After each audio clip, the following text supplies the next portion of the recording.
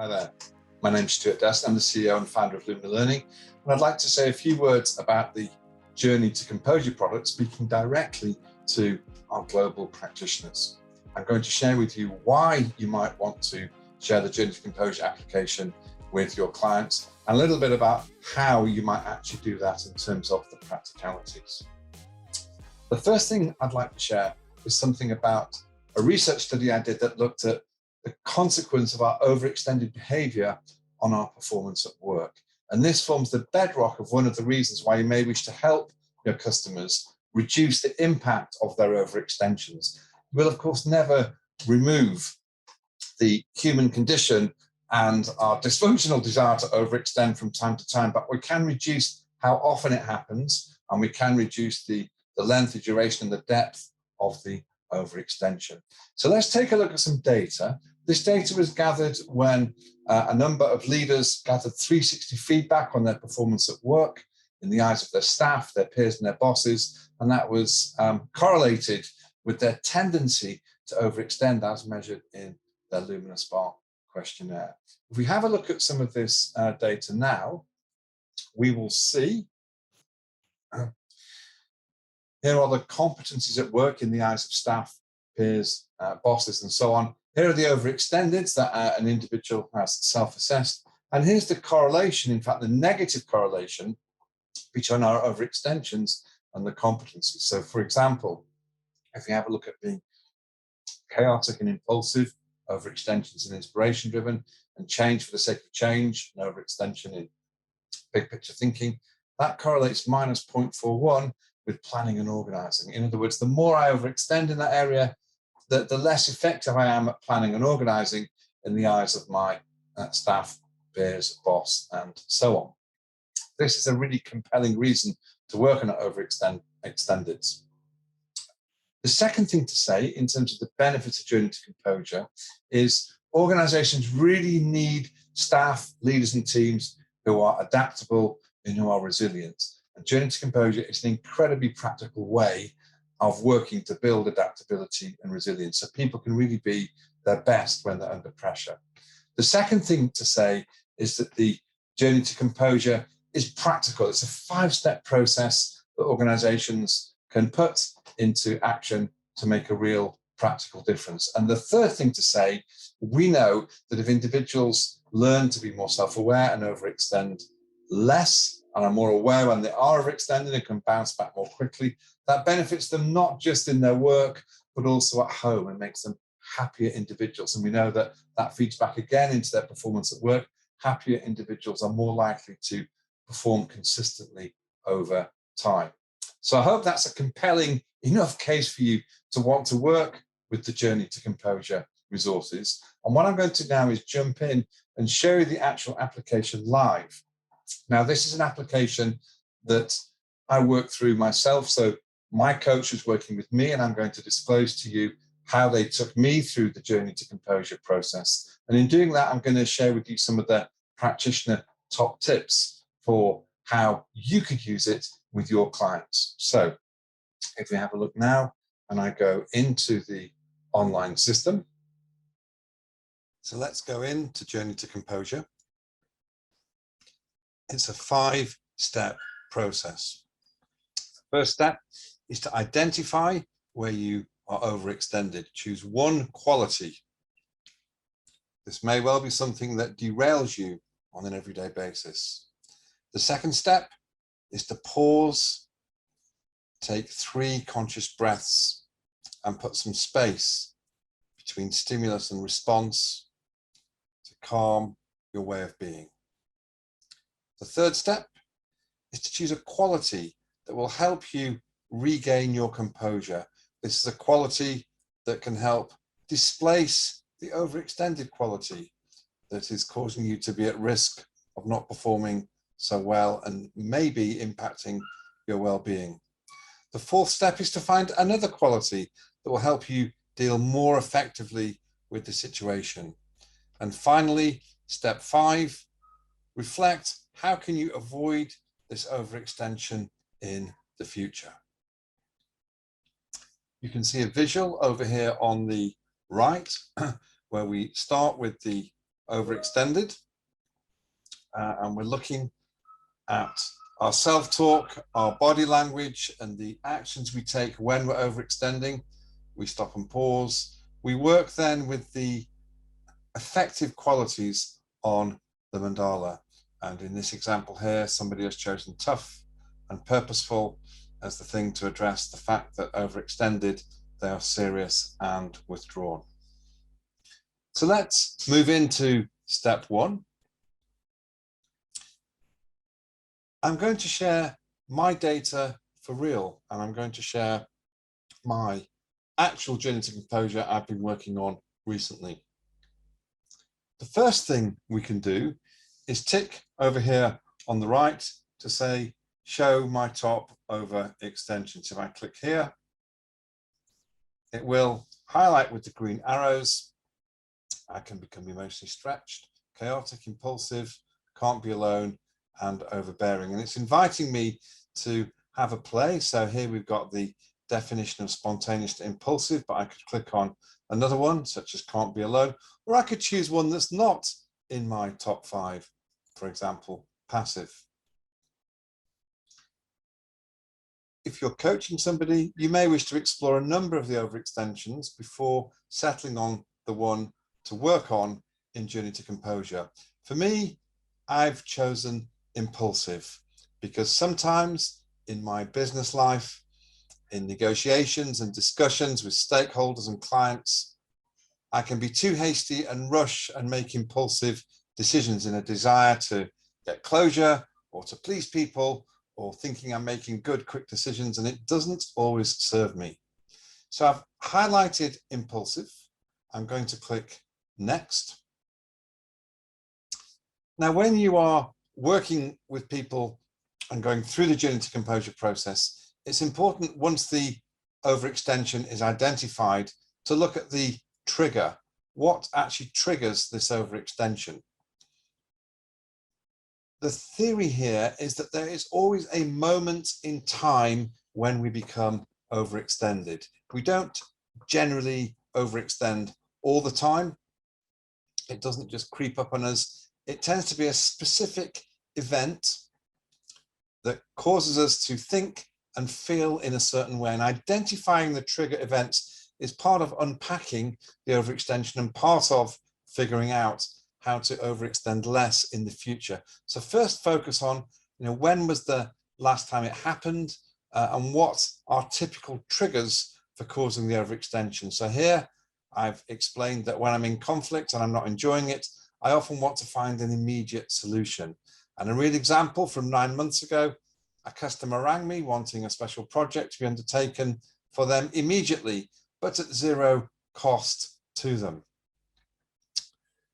The impact, this is the impact of the overextension on your well-being, your relationships, and your performance. So you're helping your coachee understand the consequences to them. So for me, for real, well, in negotiations, if I compromise too quickly and I become impulsive, I often don't get the best results. I often miss creative solutions that I've not considered. In my relationships, what might seem as a quick hit can later turn into a relationship issue, because there can be unforeseen consequences that could actually damage my relationships in the future. And to go with a real example, I jumped to find a solution for this client 9 months ago, and I offered them what they want, thinking it would create more business and be really helpful. But it turned out later I couldn't deliver on it all on time, given the resources required, and I'd underestimated what was needed, and I had to cancel some other valuable work in order to keep my word and still deliver for this client. So that's a real example of the impact for me. If I now go to the next stage, so we're still within step 1, working with the overextension, but the second part of examining impulsive, so it's spontaneous to impulsive, it's self-talk, what do we feel in our body, and what actions and behaviors do we typically take. So my self-talk, I'm going in and having a look at some of my inner dialogue.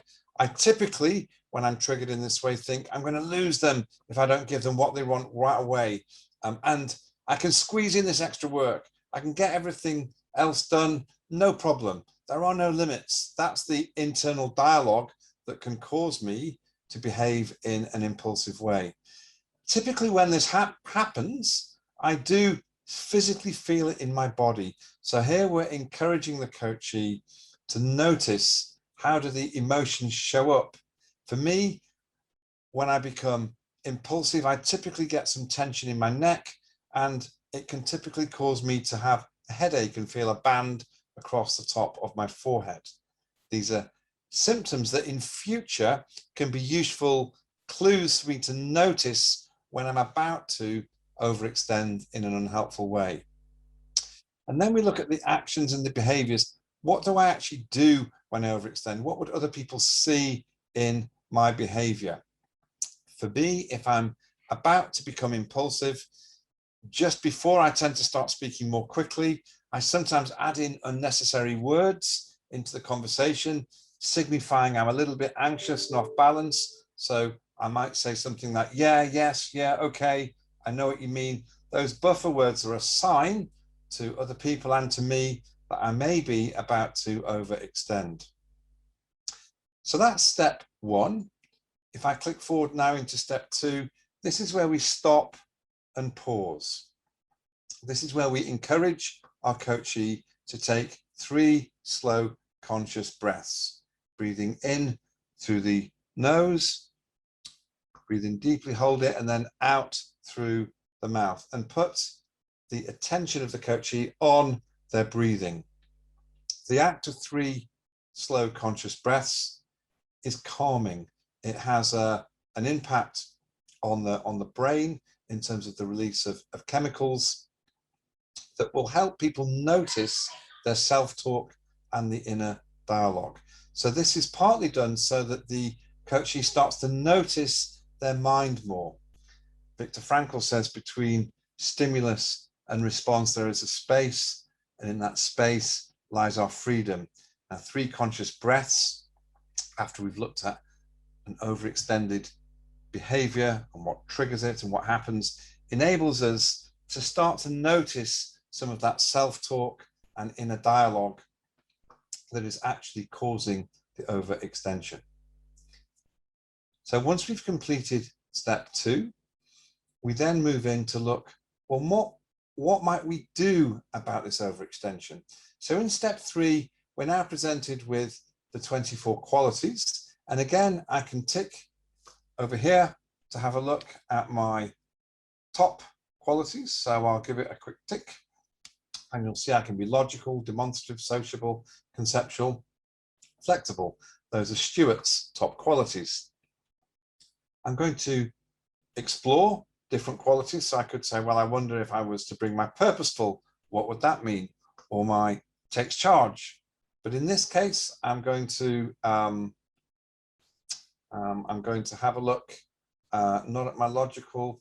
Let's see, I'm going to have a look at my sociable, which is one of my top 5. It gives me a definition here. And I'm now going to explore how my strength in being sociable could help me to either not overextend, or if I do, to bounce back more quickly and get more effectively into helpful behaviors.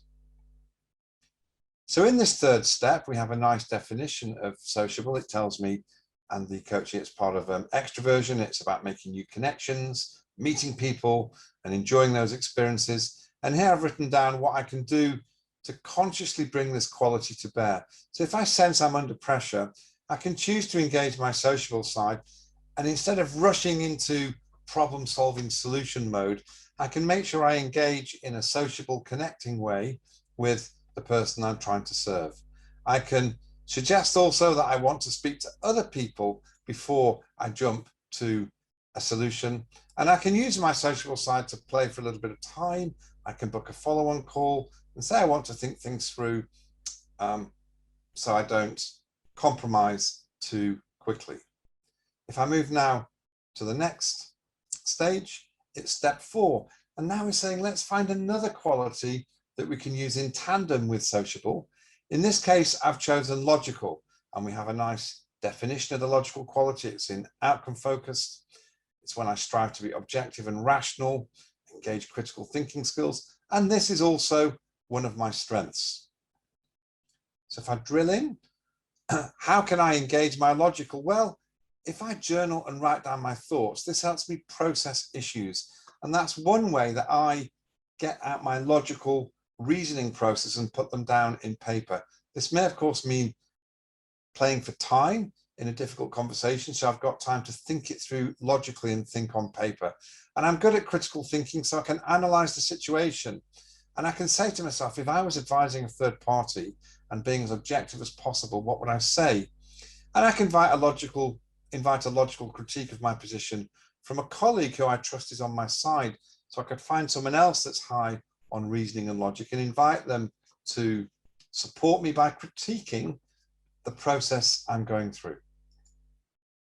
So that's what works for me. Now, the fifth stage of this process, having looked at an overextension, paused, taken some breath, and had a look at two different qualities that can help, I'm now going to reflect and think, and how could I avoid this overextension in future? So here I'm saying, if I see an urgent call booked in my diary and I have a sense, knowing who's going to be on the call, that it could be full of unreasonable demands, I can bring a colleague with me who is disciplined to support me in the call. And I can notice my self-talk. So if I start thinking things like, oh no, I'm going to lose them, I must find a solution right now. If I'm putting demands on myself, I can actually challenge my thinking with the truth. And the truth is, I don't know if I will lose this relationship or not. It's sort of unknown. I can remind myself that solutions created in haste often go wrong.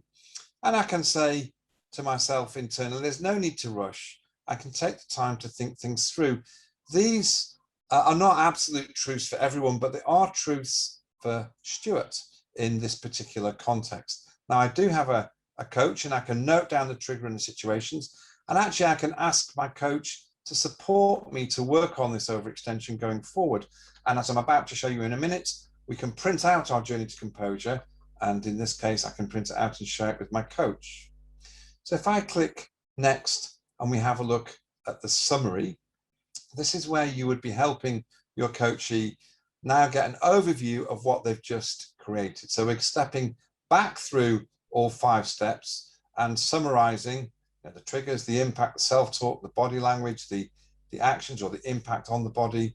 We go to step 2, we remind the coachee of the importance of 3 slow conscious breaths, which is actually a very helpful technique in its own right for avoiding overextensions going forward. If any of us find that we're in the process of being triggered, or we realize that we are in an overextended state, then 3 slow conscious breaths is a very useful way of deepening that awareness and stepping out of the overextension in its own right. And then we look at the qualities here, the sociable and the logical, how they can come to help, the final reflections on how to avoid the overextension in future. And at the end, we've got this lovely print your journey to composure button. So I'll click it here. And in this particular case, I've clicked save as a PDF, and we can have a look through here and create a really, really nice PDF. So how do I identify the overextension? It's got my triggers, my impacts, it's all here. It's a nice summary again. Stop and pause, a reminder of what to do and why it's helpful to notice what's going on in our mind, that gap between stimulus and response, as Viktor Frankl would say. The third step, choosing a quality to regain. So here's my comments on how to engage my sociable quality, followed by my logical quality, and then how to avoid overextending in future, and noticing some of the truths, which are the, if you like, the antidote to some of my exaggerated inner dialogue. And a nice summary page at the end. So there you have it, the 5-step process to help take your coachee through the journey to composure. I hope you found it interesting and stimulating, and really good luck applying Journey to Composure with all your brilliant coachees.